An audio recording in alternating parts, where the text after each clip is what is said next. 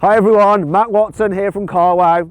Yeah, look, it really is me. I'm just having to wrap up warm because I'm in the Arctic Circle, which is where Santa lives, with the new Porsche Taycan. Now, electric cars aren't supposed to be very good in low temperatures, but I want to prove that theory wrong with this car. And to do that, I'm going to see what its performance is like.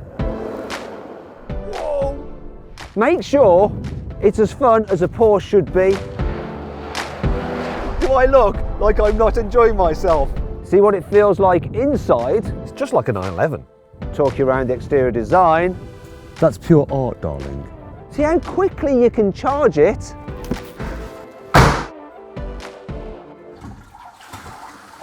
And of course, poke it with a frozen stick. Yeah! Now before we get into this review, please make sure you subscribe to the channel, hit the bell icon to turn your notifications on so you're alerted when we make a new upload. Also, why don't you check out the new CarWow app, and you can download it by clicking on the pop-out banner up there. You can compare cars, deals, finance offers, and use our special car valuation tool to see how much a car is actually worth. Now, because we're in the Arctic Circle, there's not much daylight, about 2.5 hours, so I've really got to rattle through this review before it gets dark. So, let's crack on. Let's start this review with an acceleration test. So I'm sat in the Taycan Turbo S and it has 625 horsepower. Then when you put it into launch control, it has 761 horsepower. I want to see how quick it is over the standing quarter mile, so I've got my specialist timing gear up here. The only problem is the fact that the road is made pretty much of ice. So very little grip. I do have studded tyres though. It's going to be quite slippery and quite scary, but I'm going to do it. So I'm going to put the car into launch by going into Sport Plus mode, left foot on the brake, floor the throttle, it'll give me launch mode. You even get a little rumble like you're in launch mode in a normal combustion engine car. There you can turn that off if you want it completely silent. Anyway, let's see what time I'm going to do. It's probably not going to be quite as good as it would be if I was on dry tarmac. But hey, this is in the name of science. Let's do it. Oh, struggling for traction, but then we are on ice. Oh my God, it's just all over the place. Whoa, this is insane.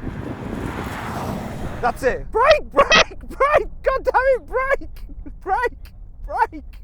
Ah, I didn't think it was gonna stop. Right, let's see what we got. Standing quarter mile in 14.2 seconds, which is about the same that my Porsche 911 996 3.4 will do the standing quarter mile in. So that's progress for you. Not bad doing that kind of time on this slippery, icy surface. Whew, that was actually quite scary.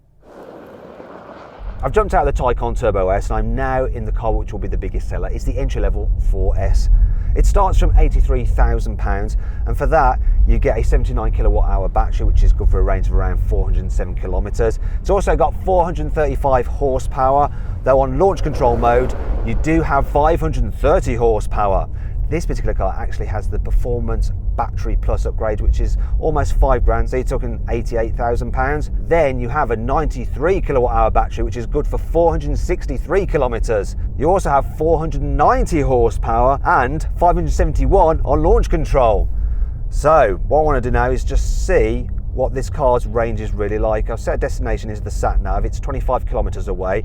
I've got 88% of battery remaining. I'm going to see how much battery I have left when I arrive at my destination. So we'll just cut that boring travelling bit out and I'll catch you in a moment. Right then, I'm about to arrive at my destination and I've got 83% of battery remaining, which means I've used 6% of the battery to go 25 kilometers, which when you do the maths means that the range for a full battery would work out to just over 400 kilometers, which isn't too bad when you consider that we're in these really cold conditions and I'm driving on snow with winter tires, which has increased rolling resistance. So this car is actually very good at managing its battery temperature, so it keeps it warmed up so that when you're driving in the cold, it doesn't really matter all that much. What does matter is that this car gives good performance. Put your foot down and it does take off. It may have less performance than the turbo, but it's easily quick enough. So 0 to 60 is about 4 seconds, which is less than a Tesla Model 3 Performance Also, the Tesla Model 3 Performance has a better range than this car. Yeah, it's about £30,000 less, and if you click on the pop-out banner up there, you can watch my full in-depth video review of the Tesla Model 3 Performance. However, I don't think the Tesla is as comfy to drive. This car has air suspension as standard, and it's really good over bumps. It's also super quiet. Obviously, being electric, you've got no engine noise. Also, it's got really good sound insulation, so you don't really pick up many outside noises, which you sometimes do in electric cars. I can hear a little bit of a rumble from the suspension, but that's because the ice is fairly bumpy, but that really is about it. It's rather nice to drive. Anyway, that's a sensible bit over. Let's do something a little bit more entertaining. People think that electric cars aren't fun other than fast acceleration in a straight line. But everyone knows that Porsches are fun. So let's see what Porsche has done with this Taycan. So I'm going to put the driving mode into Sports Plus, so stiffer suspension, heavier steering. We've also got a sharper throttle response, and in normal mode, the car has 50-50 power distribution, but now in Sport Plus, it's more rear drive bias, so we should be able to have some skids. I'm going to turn the stability control all the way off and see what happens. Turning in, give it some power. Oh. Now the difference between this and a normal, let's say a rear-wheel drive car with a petrol engine, is that you drift slightly differently. So you don't counter steer straight away. You turn, you apply power, and you have to keep applying power with the wheel turned in to do the drift, otherwise it won't drift, because as you're turning in like that, it's sending power to the rear wheels, and then only at the last minute do you counter steer, because then the car knows to send power to the front wheels to drag you straight. It does take a while to get your mind around it, because what I'd normally do now is probably stab the throttle a bit harder, but because we've got electric power, the power comes in straight away. And normally I'd be counter steering now, but I'm not. Otherwise I'd destroy my drift. Now I'm counter steering to pull the car straight. So it's much later that you counter steer than in a normal rear drive combustion engine car. Is it fun? What do you reckon? Do I look like I'm not enjoying myself?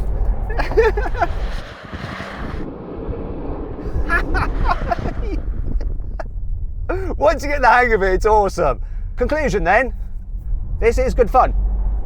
No two ways about it. They have made the car fun to drive. Woo, that was a biggie. And I think that is enough of that. Let's talk about the design. So I'm not going to beat around the bush. I love the look of the Taycan. The back end especially is really 911-y with these wide haunches. This light bar is super cool. This is the 4S, the entry-level version, so you've got the badging there to denote that. And also the 4S has a black rear diffuser. Moving down the sides, it starts off with 19-inch alloy wheels. These are the optional 20 aero wheels, which help reduce drag for improved range and efficiency. You get red brake calipers somewhere in there. They're hard to see because of the design. This car has the chrome surround for the windows, which I like, but you can get in black, which does look a little bit more sporty and modern. This paint is called Mamba Green, and it looks wicked, especially against this white backdrop. Down the sides, the 4S has black side skirts, and it's black underneath the mirror there as well. There's some vents there, but this is where I'm going to have to deploy the frozen carwow stick, well, pole of truth. Doesn't matter that it's a pole. We're near the North Pole anyway, so that vent is fake, god damn it. Right, moving around the front. The design of the bonnet, once again, very 911-y, but the light design is completely new. Look, it's super cool, isn't it? And we've got LED headlights as standard, though. These are the upgraded matrix LEDs. These vents are real, though. Thank God for that. Ah, I almost fell over. So there you go. That's the design of the Taycan. Love it. Though I almost broke my neck then by trying to explain it to you. The inside just feels like an even more high-tech 911. So you've got all your driving information there, you've got a main screen there, you've got climate control on screen down there. There's even an optional screen for the passenger, and you can obviously toggle between different functionality on all the screens. Then there's the quality, which makes a Tesla feel a bit cheap. My favourite thing about it, though, is that they've designed the seating position to feel just like a 911. You are slightly higher up because you're sat on the batteries, but the way you look out through the windscreen, the wide expansive dash, and the fact that you can see the wings does just feel like a 911, and I love it for that. As this is a 4-seater car, I need to talk about rear seat practicality, but my driver seems to be having a little bit too much fun. I'm going to carry on regardless. So I thought it would be as big in the back as a Panamera, but it's not. It's a smaller car. Knee room's actually good. The main issue is headroom. I think if you're over 6 foot, you're going to struggle a bit. It doesn't really matter whether or not you've got the glass roof. It's optional, by the way, the glass roof, because that doesn't eat into headroom any more than the normal standard metal roof. The problem is that you've got about 600 kilos of batteries sat underneath the car for a low centre of gravity. That means that the rear seats need to be raised up a bit. So that's always going to impact headroom. Other practicality features, the seats are quite snug, so they hold you in place when your driver's being irresponsible. Jerry, can you try and be a little bit more sedate, mate? Anyway, so what else have we got back here? Let's talk door bins. There's door bins, room for bottles, back windows. Do they go all the way down, do they? No, no they don't. We've also got climate control down there. It's a touchpad like your phone, really, very easy to use. And then there's some USB connectors down here as well. And this is the hardest demonstration of rear seat practicality that I've had to do in any car ever. Right, that's enough. Can we stop now? Can we stop? I think I've done enough. I'm starting to feel as green as this car's paintwork. One of the problems people have with electric cars is the time it takes to charge them. So I want to see how quick you can charge the new Taycan. Trouble is, we've still got quite a lot of charge left in the battery, and I want to do it from empty to 80% full. So my driver's having to go around and do donuts to just empty the battery. I'm obviously got out of the car now because I was feeling too sick earlier. I'm glad I'm not in there. Right, we've pretty much emptied the battery. There's 6% left in it, so we're going to charge it. The time now is 2:53, and you can see it's pretty much dark. It's like it's night time. The car can charge at 270 kilowatts, and this cable can provide 270 kilowatts. So we're going to time it. Let's see how long it takes to get to 80% full. I'm going to do this. Right, we're in. It's good. Now I'm going to go off and have a poo.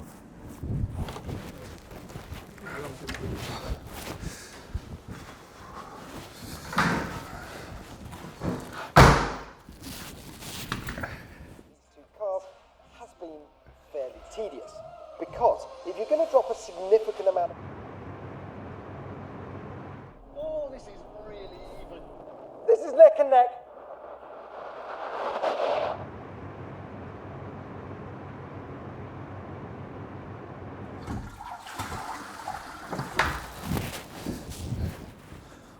Sorry, that took a little bit longer than I expected, though. So did the car. You see, it should have charged to 80% full in around 23 minutes, which would have been about 3:15. But there has been a problem with the cable. It was only charging at a maximum of 160 kilowatts. So it actually took about 20 minutes longer than I thought. So did 80% full at 3:35. That's still pretty quick though, isn't it, when you think about it? And really, most rapid chargers in the UK only charge at 50 kilowatts, so that would take about 75 minutes to get to 80% full. And if you're charging at home on an 11 kilowatt home wall charger, you're really going to have to do it overnight because that'll take about 9 hours. I want to just cover off a few more items of practicality, in particular the boot. I love how you open it by pressing this hidden button. The opening though is quite small, and the capacity is 366 litres, which isn't that big really. We've got our camera stuff in there, and yeah, my special Audi bag. Speaking of which, the boot capacity on an Audi RS7 is 535 litres, and if you click on the pop-out banner up there, you can watch my full in-depth video review of that car. However, what the Audi doesn't have is a front boot. Yeah, look, which obviously I'm going to have to get in. It's a little bit of a tight squeeze. Yes, it's not as big as the front boot on a 911. And if you want to see my full in-depth video review of the Porsche 911, click on the pop-out banner up there. I think I'm stuck. Help. Help me, Jack. Jack. I'm going to need help. Dude.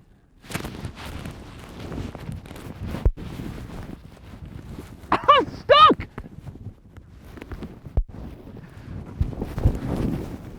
you bastard.